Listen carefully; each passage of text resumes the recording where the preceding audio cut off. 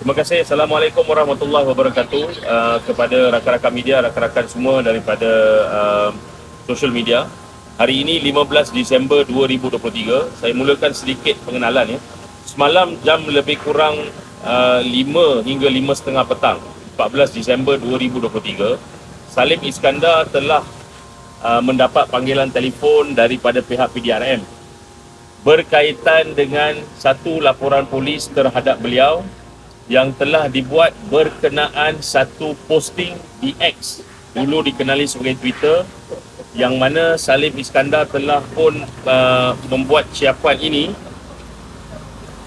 iaitu alamak apa kes ini, tanda soal, pelantar kasih taruh.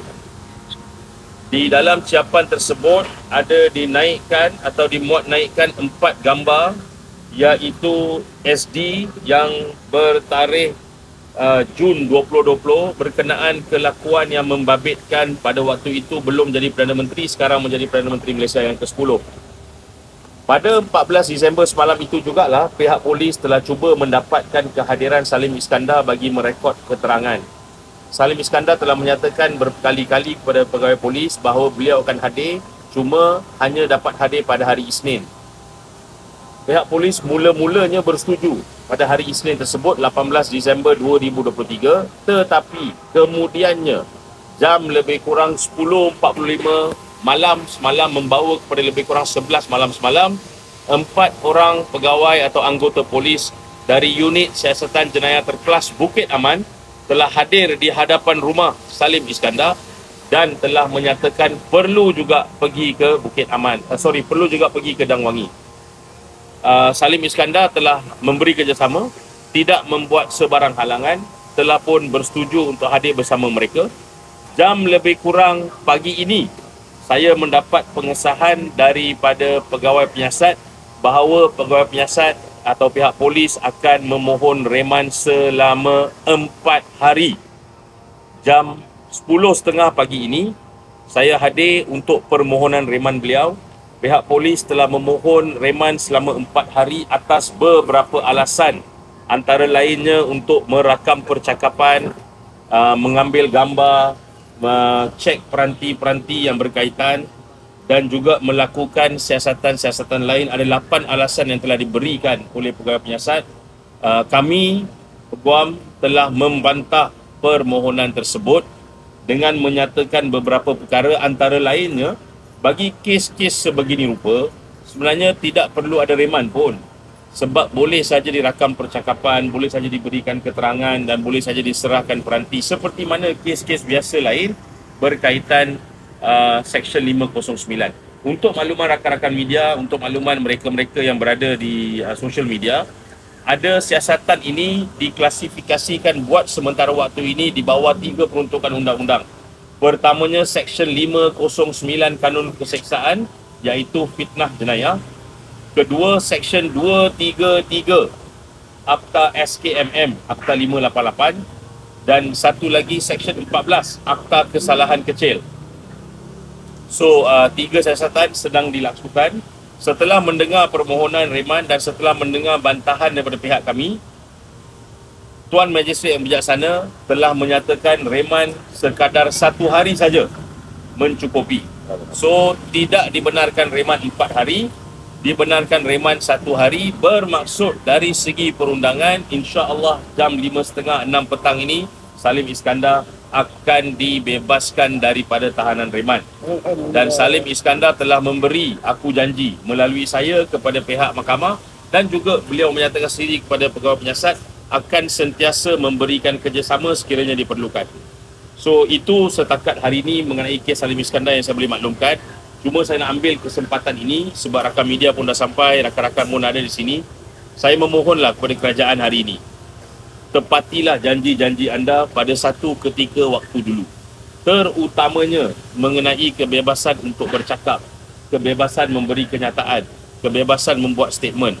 Bukankah kerajaan yang ada sekarang ini sebenarnya merupakan kerajaan yang berpaksikan perkara 10 Perlembagaan Persekutuan, iaitu kenyataan dan bebas membuat kenyataan dan sebagainya.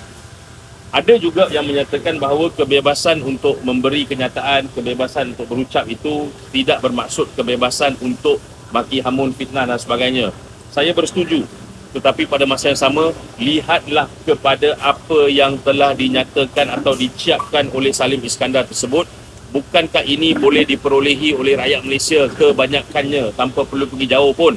Dan kalau betul lah ini tidak benar, maka pihak yang buat SD ini haruslah ke hadapan.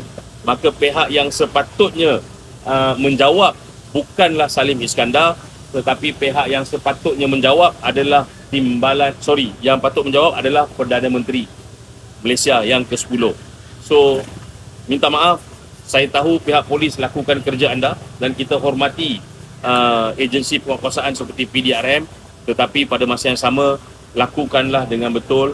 Dan saya mohon supaya janganlah mana-mana agensi digunakan atau dikudakan oleh orang-orang yang berkepentingan dan atau orang-orang yang mempunyai kepentingan untuk bersama dengan Perdana Menteri. Sekian, 1 hari saja reman dibenarkan, dikudakan oleh orang-orang yang berkepentingan dan atau orang-orang yang mempunyai kepentingan untuk bersama dengan Perdana Menteri.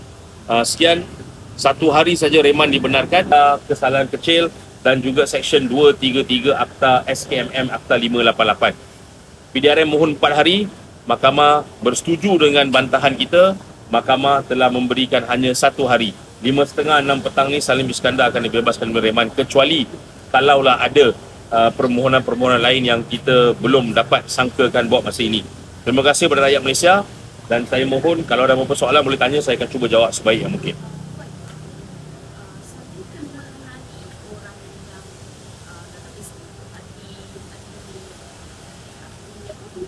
Dia ni adakah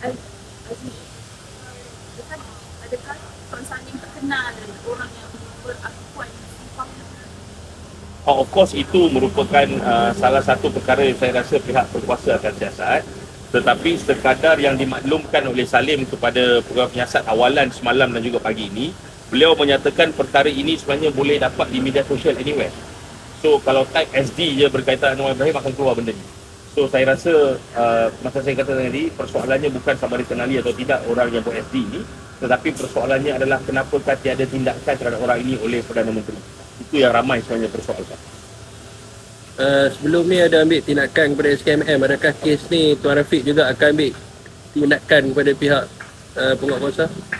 Tindakan terhadap SKMM sebenarnya Salim telah pun membawa SKMM dan Kerajaan Malaysia ke mahkamah. Sekarang ini itu adalah berkaitan dengan penyahaktifan ataupun line telefon dia telah dipotong atas arahan katanya Maxis dan Celcom atas arahan SKMM, yang tu sekarang ni berada di mahkamah. Ujahan pun mula lagi, baru penukaran dokumen affidavit dan sebagainya. Untuk kes ini masih awal lagi untuk kita jangkakan apa yang kita perlu buat. Saya nak maklumkan pihak polis memang ada kuasa untuk menyiasat. Yang tu kita tak nafikan. Cuma kita mohon supaya pihak berkuasa ni kena give and take lah sedikit. Sebab Salim dah bersetuju untuk hadir pada waktu pagi 18 hari bulan Disember 2023. Tapi kenapakah perlu dibuat sebegitu? Malam 10.45, 11 malam datang ke rumah, bawa dengan ke petrol car. Dia seolah-olah macam ada seorang menteri tu dulu janji kalau bercakap pasal kerajaan akan sampai petrol car. Dulu dia kata kata-kata saja. So akhirnya kata-kata itu menjadi realiti. Ada rampasan dibuat? Rampasan yang dibuat setakat ini yang saya dimaklumkan adalah berkaitan dengan peranti ataupun telefon yang digunakan oleh beliau untuk buat ciapan atau tweet post tersebut. So far posting tidak diturunkan. Posting itu boleh dilihat dan of course ada perundangan atau undang-undang yang berkenaan posting-posting tersebut yang boleh dilakukan, tapi itu terpulang kepada pihak berkuasa. Tapi posting itu masih wujud. Alamak, apa kes ini? Hantar kasih taruh.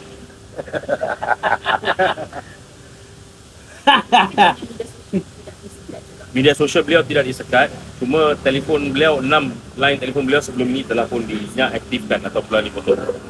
Siasatan dibuat atas laporan orang awam ke?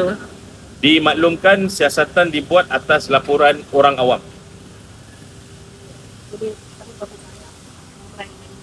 Laporan satu saja. Satu laporan saja. Seperti mana dimaklumkan oleh pegawai penyiasat, satu laporan saja.